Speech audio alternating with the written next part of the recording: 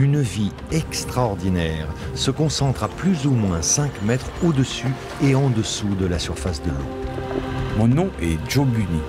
Je photographie les mers et océans dans cette dimension partout sur la planète. Entre air et mer, mes photos montrent les merveilles de la nature. Mais elles révèlent aussi pollution et dérèglement climatique et nous rappellent que cet univers est fragile. Nous voulons vous convaincre de cet enjeu, protéger ce monde que nous aimons. Nous vous emmenons dans des sites rares et préservés. Ces derniers sanctuaires témoignent de la beauté de notre planète bleue.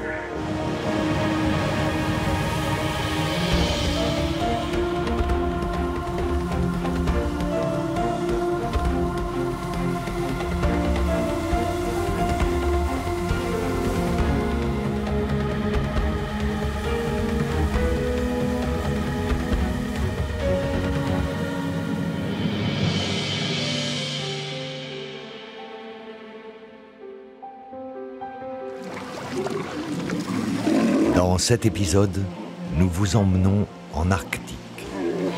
Guidé par Mario Cyr, le spécialiste du Grand Nord canadien, nous approchons les morses.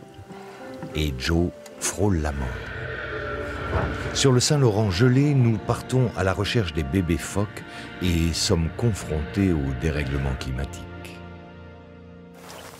Joe espère rencontrer l'ours polaire, l'animal le plus dangereux au monde, et plonger avec lui pour le photographier.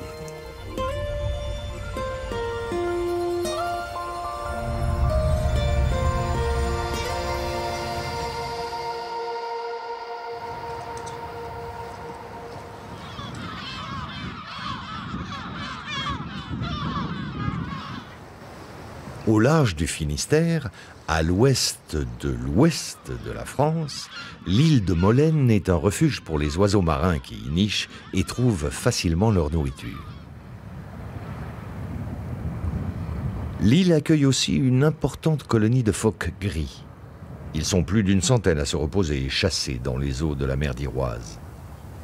Il y a un. Depuis tout à l'heure, je le vois. On dirait qu'il me guette ou c'est un garde qui est dans l'eau là-bas. On dirait qu'il surveille ou qu'il joue, je sais pas. Mais dans tous les cas, on a l'impression qu'il y a toujours un qui guette pour le groupe. Joe se fait le plus discret possible et garde une distance avec les phoques pour ne pas provoquer de mouvements de panique. Autant sur Terre, ils sont très maladroits, ils peuvent se blesser. Donc surtout pas de panique, les laisser dans leur environnement, dans leur calme. Si eux, ils veulent y aller à l'eau, c'est leur problème.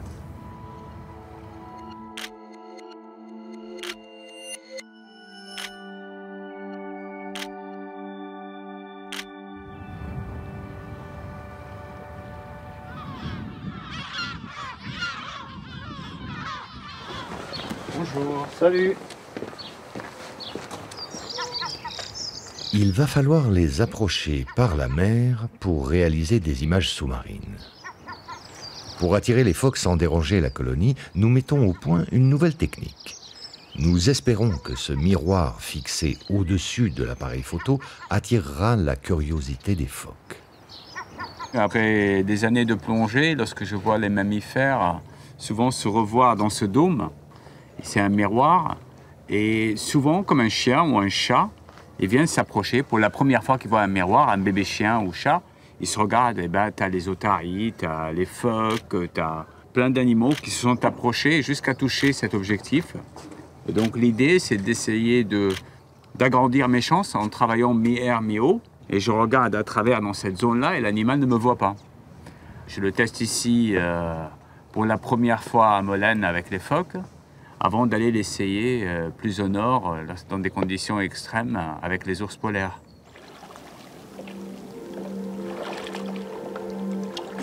La ruse semble fonctionner. Les phoques ne peuvent résister à la curiosité et viennent se regarder dans le miroir.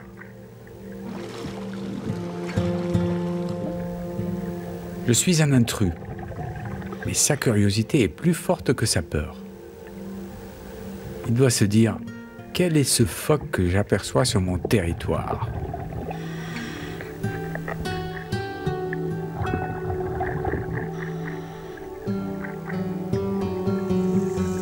Je respire le plus doucement possible et ils viennent vraiment très près. Dans ce paysage sous-marin, au milieu de ces algues laminaires, ces phoques sont vraiment superbes.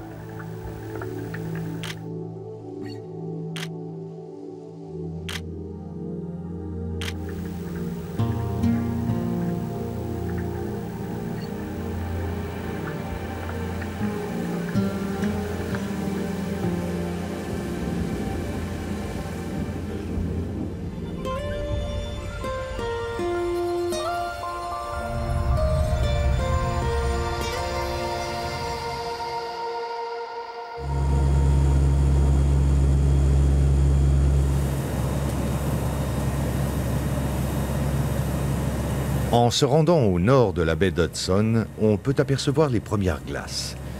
C'est l'été, mais il faut encore s'équiper pour affronter le Grand Nord canadien. L'expédition part de Coral Harbor, une petite communauté inuite de 800 habitants qui profite des longues journées de juillet pour vivre à l'extérieur et bénéficier de la lumière qui leur a beaucoup manqué pendant l'hiver. Ami et caméraman sous-marin, spécialiste du Grand Nord, Mario Cyr m'accompagne pendant toute mon expédition en Arctique.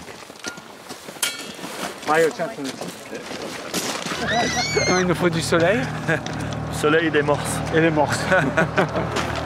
Nous sommes guidés par des Inuits du village. Ne rien oublier, car là où nous nous rendons, il n'y a pas âme qui vive. C'est la nature la plus sauvage. Alors,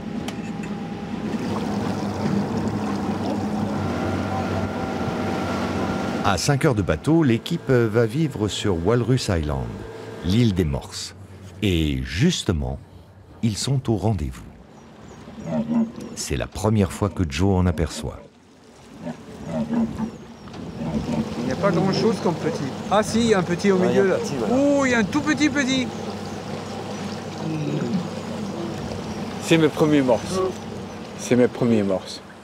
Je crois que je suis excité comme un enfant quoi, qui a vu son... Voilà, j'ai jamais vu les morses. T'as vu la lune là? Oh.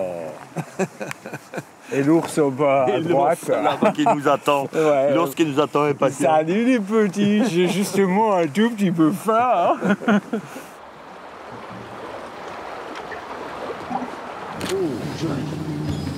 Ah, mais peut-être dormir sur le bateau, hein. Hein, qu'est-ce que t'en penses, Mario? Comment? Si on dormait sur le bateau, c'est peut-être plus confortable, plus sûr. Ah, c'est plus sûr, ouais. Malgré qu'un ours est capable d'embarquer à bord, hein? Ouais, ouais. Il y a en fait 5 ours sur l'île. Par sécurité, cette première nuit se passera donc sur le bateau, sous une tente de fortune. Une toute petite nuit, en surveillant ces ours tout proches sur l'île.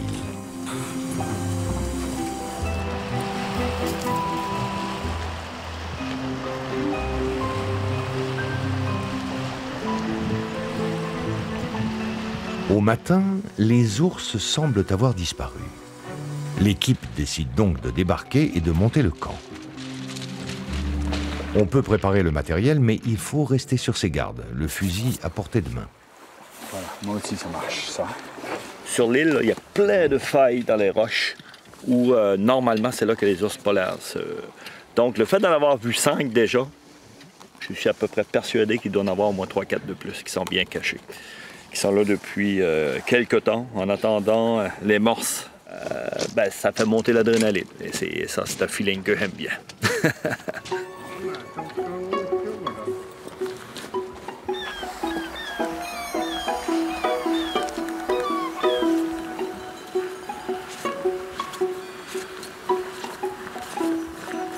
À part les ours et les morses, l'île est déserte.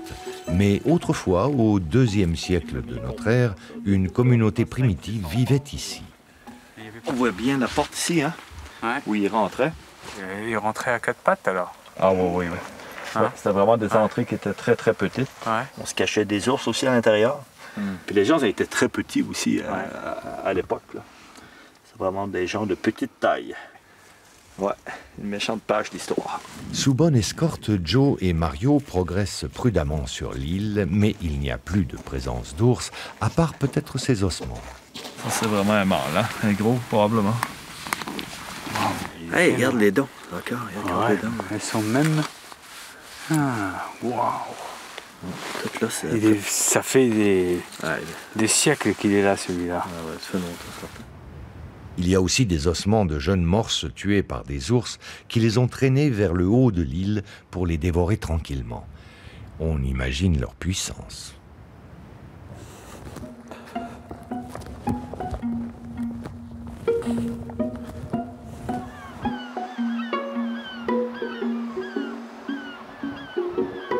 Un couple de faucons pèlerins s'est installé sur une falaise.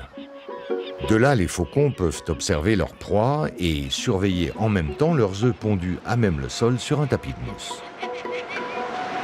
Dans les territoires habités, le faucon pèlerin se tient à bonne distance des hommes. Mais sur cette île sauvage, on peut observer son nid et ses allées et venues de près sans le déranger. La pointe, là. Ça, c'est vraiment une place où il y a les morses. On suit le guide. Les ours sont partis. C'est maintenant certain. Mais heureusement, les morses sont toujours là. Attends. On les entend. Et surtout, on les sent. Une méchante odeur de poisson pourri indique leur présence. La colonie est installée sur un reposoir, baignade et bain de soleil.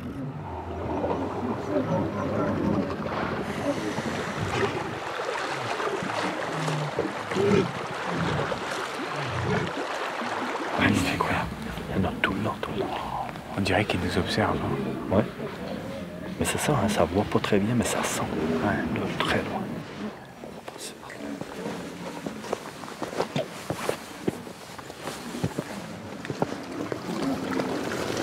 Dans cette petite société, les mâles en imposent, pouvant peser jusqu'à près de 2 tonnes. Ils font régner leur hiérarchie à coups de défense. Ne pas les déranger. Regarde le petit. Si la colonie se sent en danger, un morse siffle pour alerter ses partenaires et tout le monde saute à l'eau. Il est prêt de s'allaiter. Mais rien ne bouge et nous pouvons les observer sans les déranger. Là, tu sais qu'est-ce qu'ils font, là? Ils se reposent et ils digèrent parce qu'ils ils mangent des palourdes pendant 4-5 jours sans arrêter. Ouais. Puis ensuite, ben, ils viennent comme ça sur soit la banquise ou sur la falaise pour 4-5 jours à digérer, donc à péter, à roter. C'est pour ça que ça sent comme ça. Ça sent comme nous quand ça va faire 8 jours qu'on est ici. Même chose. À peu près la même senteur. Ils se promènent dans le fond. Ils détectent où sont les palourdes, qui est un bivalve, donc qui est vraiment à la fleur de sable. Puis ensuite, ils posent leurs grosses lèvres charnues par-dessus. Puis là, ils donnent un grand coup, ils aspirent, puis ils aillent chercher la viande qu'il y a à l'intérieur. Donc, sans prendre la coquille. Rien, les coquilles restent dans le sable, comme ça, sans bouger. Puis il a juste cherché la viande qu'il y a à l'intérieur. Puissance qu'il faut. Et méchante succion, hein? Ah, tu vois, regarde, il y en a qui veulent monter, là. Ils veulent s'installer pour la nuit.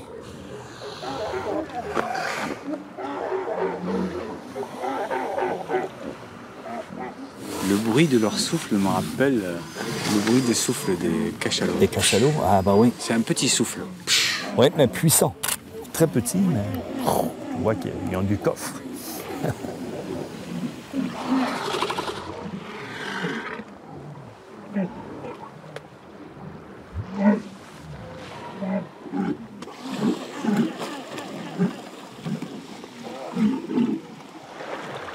Tous ces grognements forment un langage au sein de la colonie. Les morses se collent, se frottent les uns aux autres. C'est comme ça, bien groupés, qu'ils se sentent en sécurité. Avec le soleil couchant, les morses prennent des couleurs cuivrées. Un moment magique pour l'œil du photographe.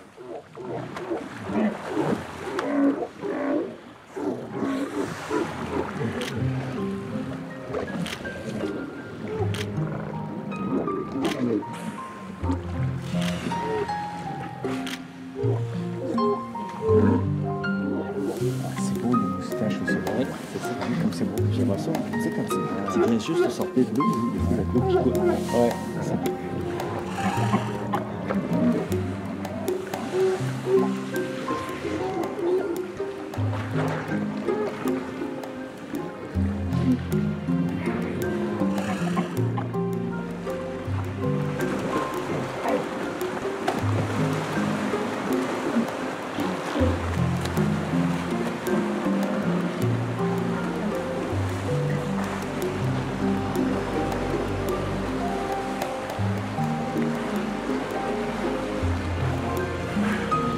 À cette époque de l'année, le jour ne disparaît jamais totalement. Dans ce long crépuscule, le soleil a rendez-vous avec la lune.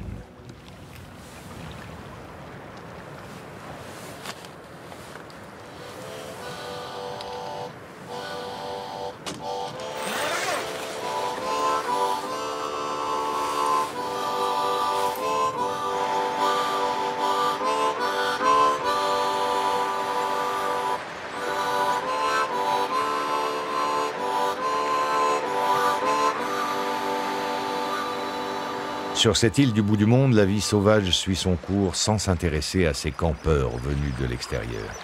L'homme n'a pas encore marqué de son empreinte le comportement des animaux, ni le vol des oiseaux. Ces sites vierges sont de plus en plus rares sur la planète.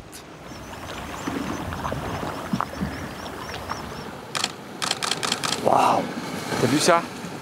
C'est en trace accouplé et en arrière-plan, il y a les morses. Ah, c'est magnifique! Oh! Et les morses si majestueux. On dirait un sphinx, tu sais. C'est deux petits oiseaux en train de faire crac-crac. Qu'est-ce que tu veux plus?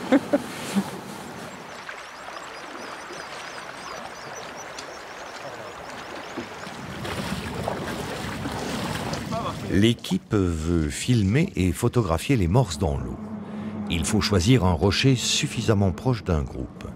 Joe pourra ainsi s'approcher facilement et se protéger en cas d'attaque. Il n'a jamais encore approché un morse de cette manière. Voilà, justement, il a planté le bateau dans la faille. C'est parfait. C'est parfait.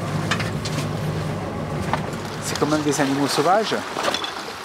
Et il faut quand même prendre des précautions. C'est une tonne qui charge sur toi. Un mâle qui vient, qui cogne, on n'a même pas le temps de voir. On est comme des morses sur un rocher, hein? Bah ouais, bah ouais. On est bien, hein, tant qu'il n'y a pas de vagues, de creux, etc. Ouais. On est bien là. On va commencer à montrer les dents bientôt.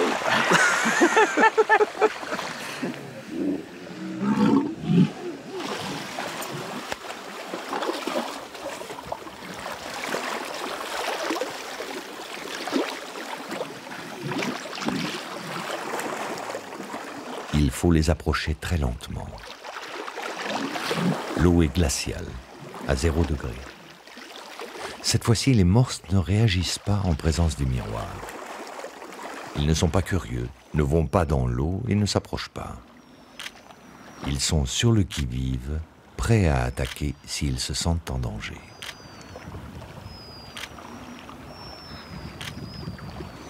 On a approché jusqu'à 2 mètres. Et le problème, c'est que si on s'approchait trop, il se mettait à l'eau et nous écrasait, quoi. Ah, ben c'est ça, c'est qu'il n'y a pas d'eau. Il nous écrasait.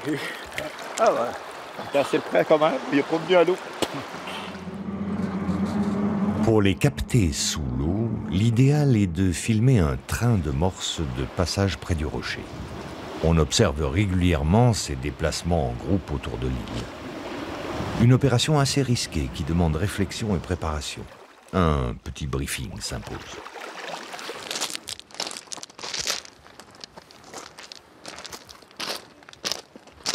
Oh, tu prêt?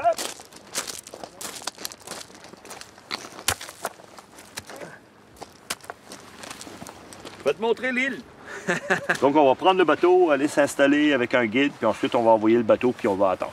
Parce que dans ce côté ici, aussi dans le fond, ce qu'il y a, c'est qu'il y a des énormes roches. On peut se cacher. Parce que ça arrive souvent que les morses, quand ils nous voient, dans le fond, ça vient directement pour nous. Donc là, il faut se protéger avec la caméra ou autre chose. Mais là, le fait qu'il y ait des grosses roches comme ça, on peut se cacher en arrière des roches puis les laisser passer D'accord. Donc, et on ne peut pas sortir hein, tant que tout le train est passé. Ouais. Pareil. Allez, go! Allez!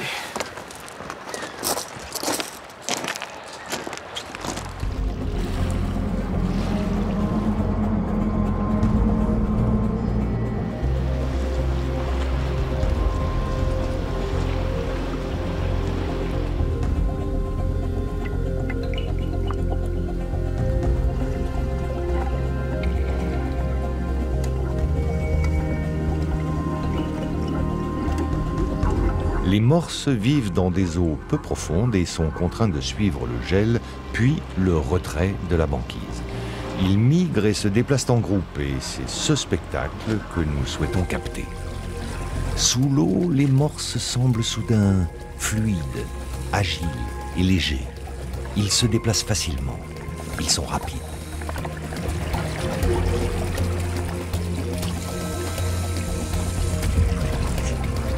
Soudain, un grand mâle se détache du groupe et attaque Joe.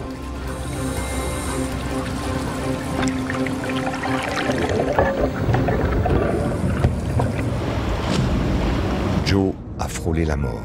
Il le sait. Il s'était bien préparé, mais les animaux sauvages sont imprévisibles. Il ne faut jamais l'oublier.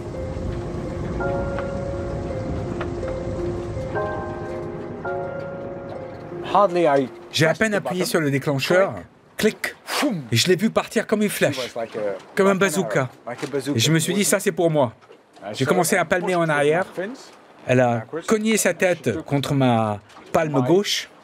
Elle a soulevé sa tête. Ma cuisse gauche est passée entre ses défenses. Sa défense droite a touché ma cheville et elle m'a retourné comme une crêpe. Elle est partie, et juste à ce moment-là, je perds mon tuba, et j'avais plus d'air. Et là, une sacrée expérience. L'attaque n'a duré qu'une seconde, mais elle a été violente. Joe est choqué, mais heureusement, plus de peur que de mal.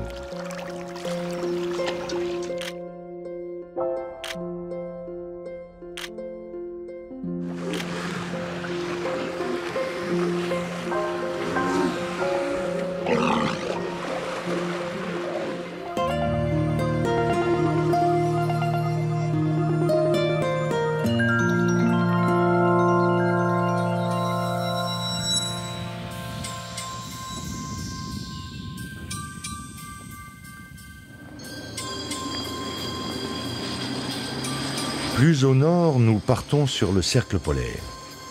Repulse Bay est un village inuit aux portes du territoire de l'ours blanc. À cette période avancée de l'été, la glace devrait avoir disparu, mais elle résiste pourtant et prend son temps pour quitter la baie.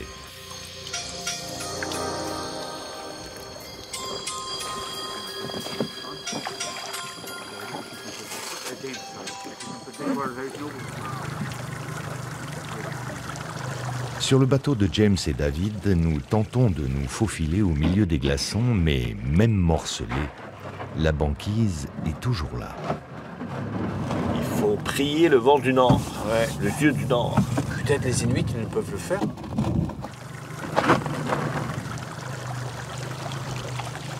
Plus on avance, plus c'est serré. Hein? Ouais. Poussée par le vent du Nord, la vieille glace, celle de l'hiver, devrait avoir quitté la baie depuis 3 semaines. Mais c'est le vent du sud qui souffle et ramène la glace vers la terre. La banquise se densifie au fur et à mesure que le canot avance. Et bientôt, il faut se rendre à l'évidence, Repulse Bay n'a jamais si bien porté son nom.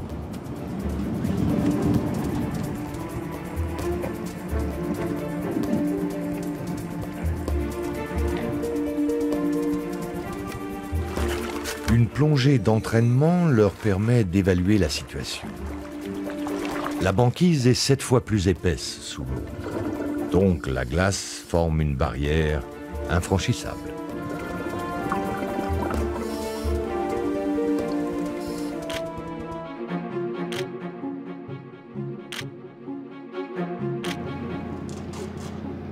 Cette météo est inhabituelle. Le climat est perturbé. Si on regarde la carte des glaces de hier, C'est la plus récente, en fin de compte. Ça montre qu'il y a vraiment un énorme pack de glace juste à la sortie, en fin de compte, de Ripples Bay. Parce que si on garde la légende, là, D, ici... D, c'est le rouge, oui. Ouais, on parle de 9 dixièmes, donc de la glace... Densité. Ouais, à 90 %. Donc ça fait de là... À là, comme ça. Oui, directement à la pointe, c'est ça. Ouais. And James, the spot where we can see the bears, là où on peut trouver les ours, is where? Beach Point, là. It's here, in the middle of the ice. Oui. Au milieu de la glace, hein? Ouais. On est bien barré. Pour cette fois, il faut annuler l'expédition. C'est comme ça. Les vents ne sont pas avec nous. Est-ce que c'est les courants marins qui ont changé? Est-ce que c'est... Je sais pas, mais dans tous les cas, le vent de nord n'est pas au rendez-vous. Ce qui fait qu'on est bloqué par les vents du sud qui ont amené toute la glace. C'est pas qu'il fasse plus froid, hein. C'est l'été. Mais on est bloqué par l'ancienne glace, quoi. Et tous les chasseurs sont bloqués, ils ne peuvent pas sortir pour chasser comme d'habitude. Mais bon, ce n'est que partie remise, hein.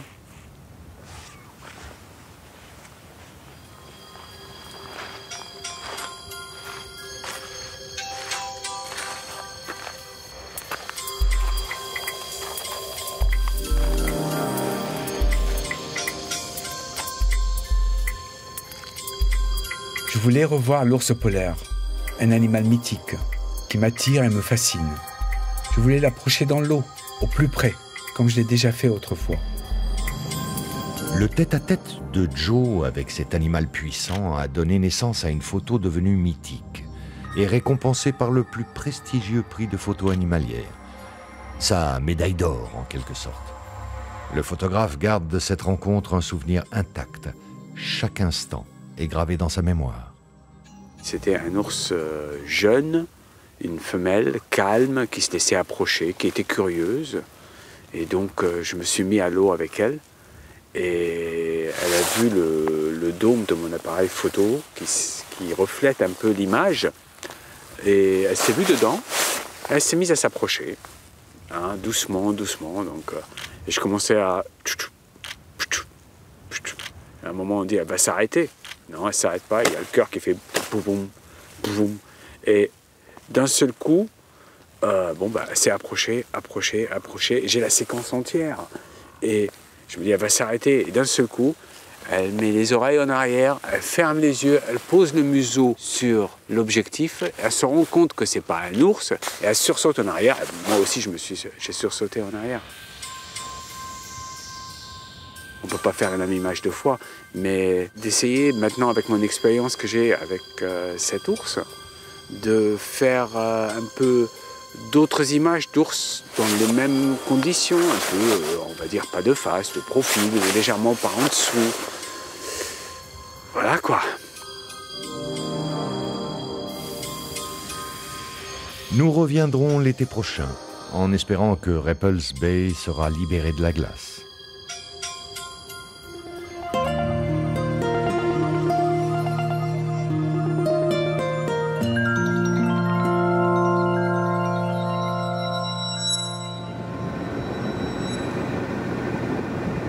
L'hiver est passé et au printemps suivant, le port de Cap-aux-Meules, aux îles de la Madeleine, est encore figé par le froid et la neige.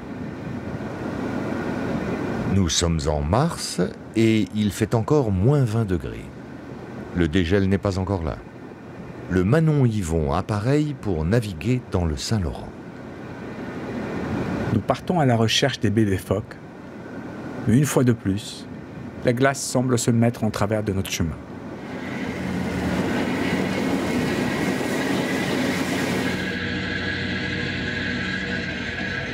Le bateau va bientôt avoir du mal à progresser sur le fleuve et à se frayer un chemin. Les difficultés cette année fait que pour aller voir les Blanchons, c'est extrêmement difficile. On est obligé de contourner les routes, donc on sait qu'il faut qu'on s'en aille dans la partie sud-est des îles de la Madeleine. Et souvent, on est obligé de faire du nord-est pour essayer d'aller contourner des grandes plaques de glace que les bateaux aussi ne peuvent pas passer à travers. Donc, c'est extrêmement difficile de planifier d'avance quand on a des soubresauts de la nature comme on a eu cette année-là. Cette année, la glace est exceptionnelle. des épaisseurs de 5 à 6 mètres par endroit, du jamais vu depuis 1941. Le paradoxe, c'est que ce mois de mars est le plus chaud jamais recensé sur la planète. Combien? 6-7 pieds. 6-7 pieds. Là, pour voir. Donc la difficulté qu'il a, les capitaines, là, c'est de se faire ce chemin à travers la glace, quoi. Ouais, c'est ça. Ils ne cherchent pas à casser, ils cherchent à passer un peu à droite à gauche. C'est impossible de casser de la glace de 6-7 pieds avec un bateau comme celui-ci. C'est même impossible avec les gros bateaux. Là. Présentement, un pétrolier qui est coincé dans la glace pas très loin d'ici. Ah il peut bon? plus avancer, il attend l'aide du brise-glace. Avec un petit bateau, c'est encore plus... Ouais. C'est encore plus difficile. La tendance à croire que le réchauffement, on n'aurait plus d'hiver, puis ça fait 2 ans qu'on a plus de froid puis plus de neige comme on n'a jamais eu aux îles auparavant. D'accord.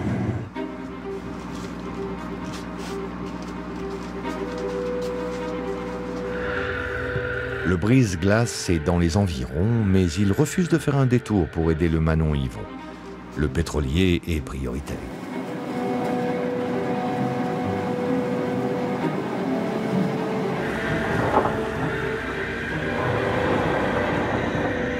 Le bateau progresse comme il peut, mais la glace est souvent trop épaisse. Heureusement, les premiers phoques apparaissent sur la banquise.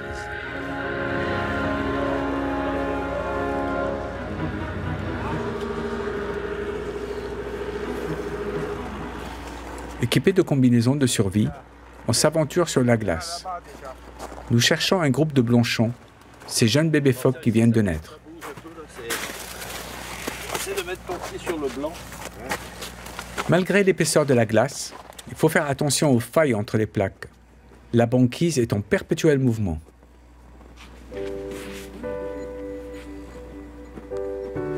Les blanchons naissent avec leur pelage blanc, qui les aide à se dissimuler des prédateurs.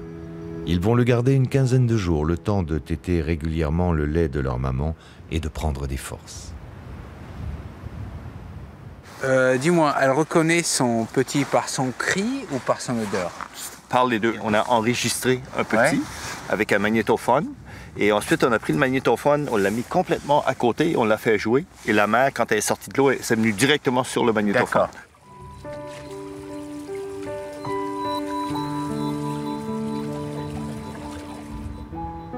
La mère quitte son petit le moins longtemps possible pour aller chasser. Seul sur la banquise, le blanchon est une proie facile, mais son camouflage le protège. Il va y rester quelques semaines, le temps d'apprendre à nager. Il perd alors son pelage de nouveau-né pour un poil imperméable, plus pratique pour la natation. Entre la dernière journée que la mère les a allaités, jusqu'à temps qu'ils soient capables d'aller chercher leurs poissons eux-mêmes, se nourrir eux-mêmes, ça prend à peu près 45 jours. Donc pendant 45 jours, ils vont vivre sous la réserve maternelle, du lait maternel. Ouais. Ils prennent combien de kilos à peu près? Ah, il va doubler leur poids, donc ça peut passer facilement, mettons, à la naissance de 8 à 10 kilos, aller à une vingtaine de kilos. Hein. Okay. J'ai souvent photographié des blanchons. C'est en les voyant barboter à la surface que l'idée de photographier à plus ou moins 5 mètres m'est venue. Ça, c'était en masque tuba, on avait fait ça. Ouais. Ah, Moustaches. les moustaches gelées. Ouais. Regarde ça. Comment un peu de glace. Waouh. Ouais. Ah, le petit. En fait, tu sais pourquoi ils sont si attendrissants? C'est parce qu'ils n'ont pas de blanc dans l'œil. Ouais. C'est tout noir. Tout noir, ouais. Il n'y a pas de pub. Mais comme un bébé, hein. T'as des grands yeux. C'est encore plus attendrissant.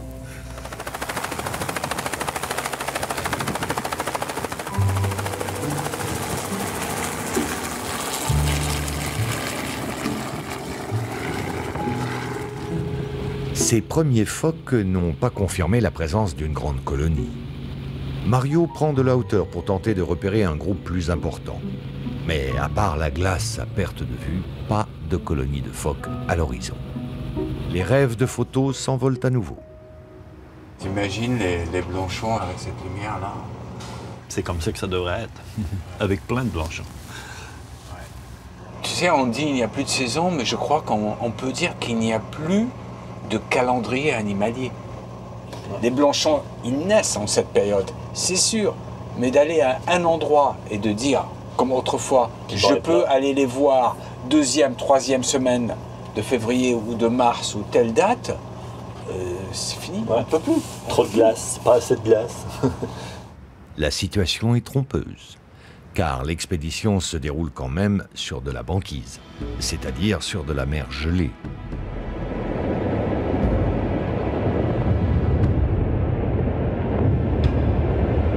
Mais sur la Terre, la glace, eau douce des glaciers et de la calotte, ne cesse de fondre et de reculer, provoquant une montée des eaux sur la planète. Le Groenland, l'Alaska, le Nunavut dégèlent de façon inquiétante. L'été en Alaska, 35 000 morses gagnent la terre ferme en raison du manque de glace. Cette concentration est le symbole du changement climatique. Je veux comprendre. Pourquoi la nature est-elle à ce point perturbée? Je rencontre Gilles Reverdin, climatologue, spécialiste des océans. Il y a l'effet direct du changement climatique sur les océans, dans sa température qui change, qui peut changer les distributions d'espèces, de plancton et de poissons d'espèces. Et puis il y a l'effet de l'homme sur le monde animalier direct, par la pêche en particulier et la surpêche, ou la destruction de mangroves dans les régions tropicales, de récifs coralliens. C'est encore discuté par certains, mais il y a quelques espèces en tout cas, dont on voit par exemple dans l'Atlantique Nord, qui sont remontées de 500 km plus au nord, et ça c'est indéniable. Alors, quelle est la part dans cela du réchauffement direct, de ce 0,5 à 1 degré, ou quelle est la part de changement dans les écosystèmes? En partie lié au changement climatique. On dit en particulier qu'il y a peut-être moins de ressources, que l'océan va aller vers s'appauvrir un petit peu avec le réchauffement climatique. Il y a moins des eaux riches profondes qui remontent à la surface. C'est une des hypothèses. Et l'autre, c'est la surpêche. Et l'impact de la surpêche sur toute la vie dans l'océan. Ouais. Et ça peut aussi induire de grands changements dans la distribution des espèces.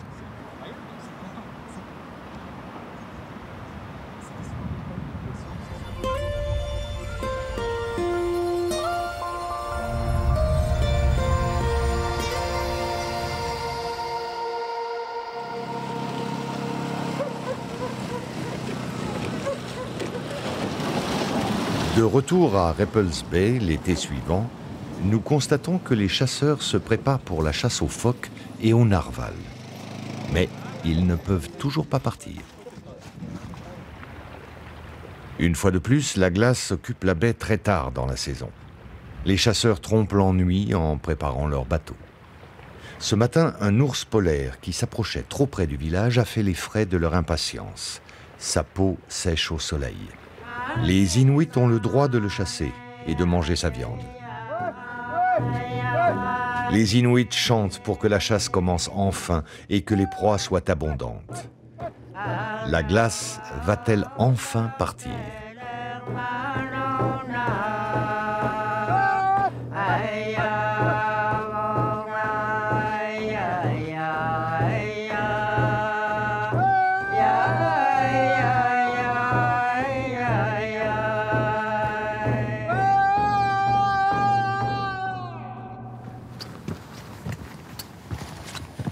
Je suis venu 3 semaines plus tard que l'année dernière. Je suis à nouveau coincé. Je ne comprends plus rien. Il faut se résoudre à la patience et garder ses nerfs.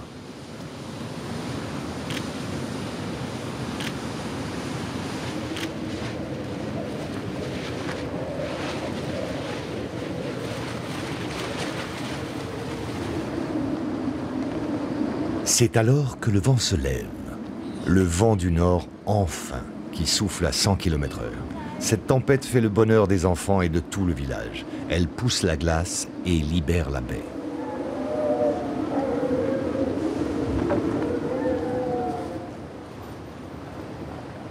Le vent se calme soudain. C'est le signal du départ.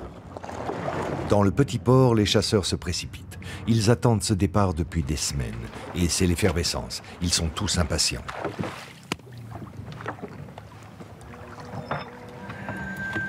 J'ai sécurisé les caissons. Pour l'équipe, c'est un soulagement. La mer libérée de la glace permet d'avancer vers des îles où se reposent les ours polaires. Jerry, allez, qu'on aille chercher cet ours.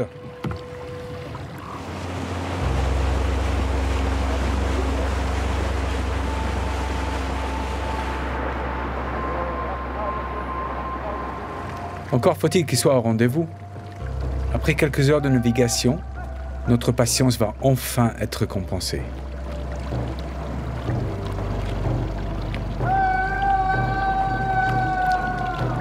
On va s'approcher de lui et voir sa taille. S'il est petit, on le maintient dans les parages, on s'équipe. S'il est gros, on va à côté, on le voit, on le photographie, on le laisse tranquille.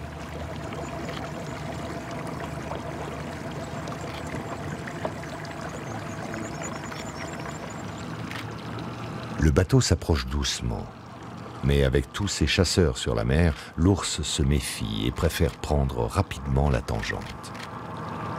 Le canot contourne l'île. L'ours a gagné la mer et nage vers un rocher plus calme.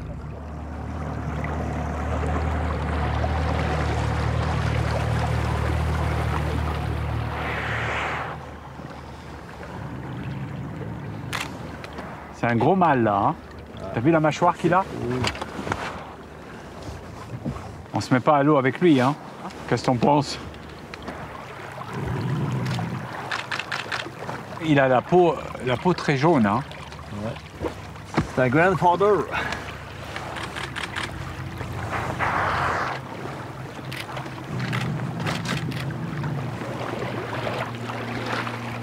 L'ours mesure près de 3 mètres et doit peser aux alentours de 600 kilos. Il a peut-être déjà 20 ans et observe les visiteurs, mais surtout il les renifle grâce à son odorat très développé. Nous le laissons partir tranquillement. Nous aurons d'autres occasions maintenant que la glace est dégagée. La rencontre en reste là. Mais ce premier contact avec cet animal étonnamment agile est un beau moment. Donc il y a l'instant qu'on vit, au moment où on va faire la photo, qui va durer quelques secondes. Et en fait, dans notre esprit, dans notre tête, il dure une éternité. On a l'impression de vivre quelque chose qui est très très long. Et ensuite, il y a la phase de découvrir ce qu'on a fait après. Et de vivre ce moment et de le revivre plusieurs fois. Et ça, c'est du bonheur.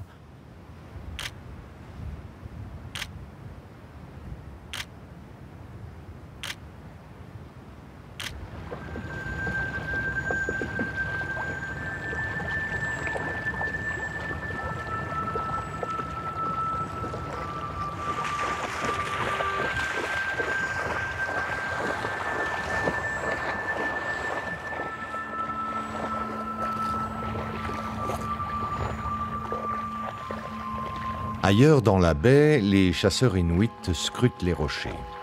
Ils cherchent les caribous qui vivent en nombre dans la région. Les Inuits les repèrent facilement. Ils chassent depuis la nuit des temps et font mouche à coup sûr.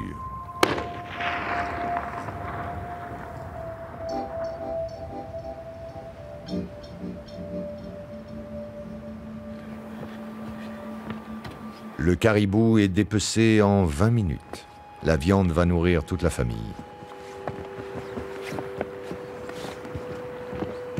Les viscères de caribou ou de phoque laissés sur place devraient attirer de nouveaux ours. Mais il faut pour cela que la chance ne quitte pas l'équipage. On a la chance d'avoir une mer d'huile, hein. Les yeux se fatiguent et voient partout sur l'horizon des ours qui n'en sont pas. Il y a un morceau d'iceberg là-bas qui est pas mal, là. Ce serait bien de voir un ours polaire dessus, c'est bien, hein.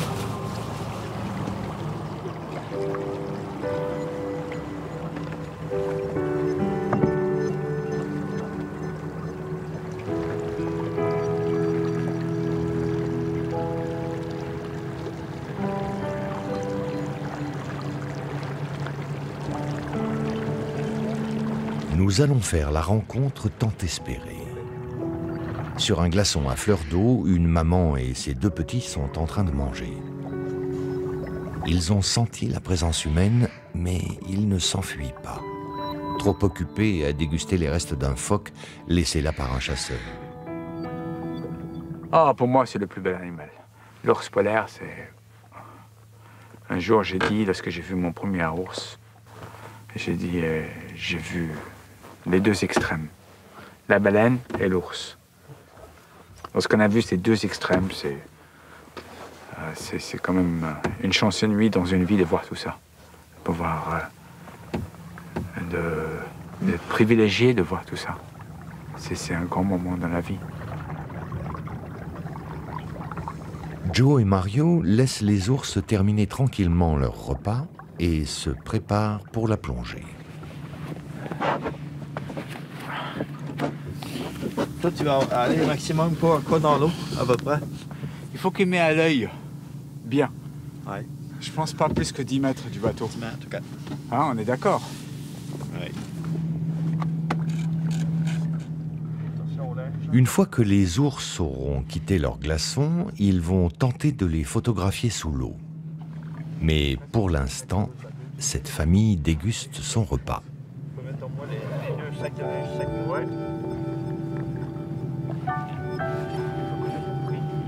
La maman ours montre le chemin. Elle veille chaque instant sur ses petits qu'elle éduque progressivement à chasser ou à trouver une tanière. Les oursons restent avec leur mère les 3 premières années de leur vie avant de s'émanciper.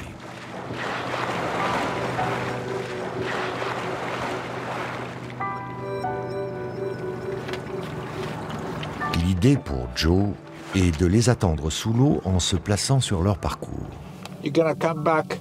Tu reviens, tu fais un cercle en poussant les ours légèrement, doucement dans notre direction. Lorsqu'on plonge et on descend, tu dois garder un œil sur les bulles. Aujourd'hui, la surface est très lisse, c'est magnifique. Tu peux voir les bulles sans problème. C'est clair pour tout le monde? Bonne chance.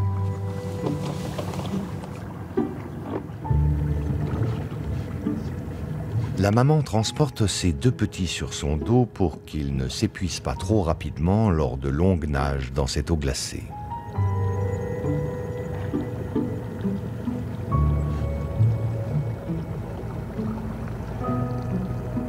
Les ours nagent paisiblement, mais vont-ils aller vers les plongeurs ?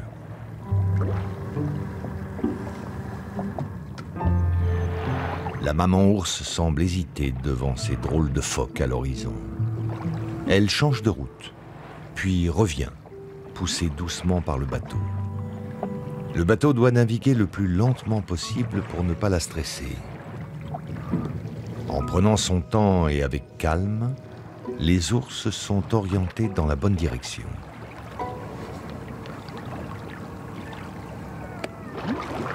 Finalement, la maman ours se décide à passer sur les bulles à l'endroit exact où se trouvent les plongeurs. Malheureusement, l'eau est trouble. Impossible de faire une photo correcte. Il n'y a aucune d'ici. Il y a 3 mètres de visibilité. Je suis sorti à côté d'eux, je ne les voyais même pas. J'ai fait quelques photos, mais... Après, j'ai les mains gelées, moi. Ah oui? Ouais.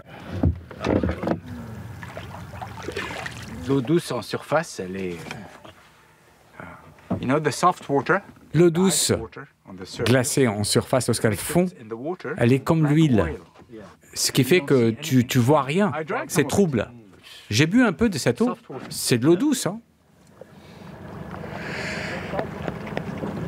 On a eu la chance de les avoir en surface, mais là, on se met à l'eau, on voit rien, on voit rien. Et c'est pour ça que lorsqu'on réussit une super photo, il faut être super content, hein, parce que c'est pas tous les jours que ça se répète. Hein.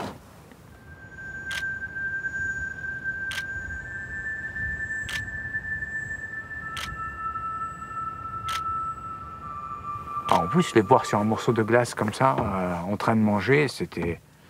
Hein, c'était un grand moment, c'était un privilège. Hein.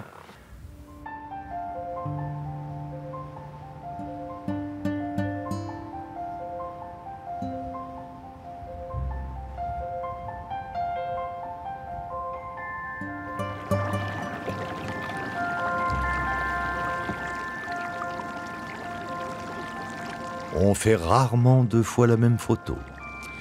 Et d'ailleurs, quel intérêt ? Joe et Mario ne verront plus d'autres ours. mais ils auront 1000 fois l'impression d'en apercevoir au milieu des glaçons qui dessinent de curieuses silhouettes. J'espère que mes enfants, mes petits-enfants, pourront voir ce que j'ai eu la chance de voir et de photographier. Il faut tout faire pour protéger ça. C'est un patrimoine pour nos enfants, pour nos petits-enfants, pour les générations, pour l'humanité.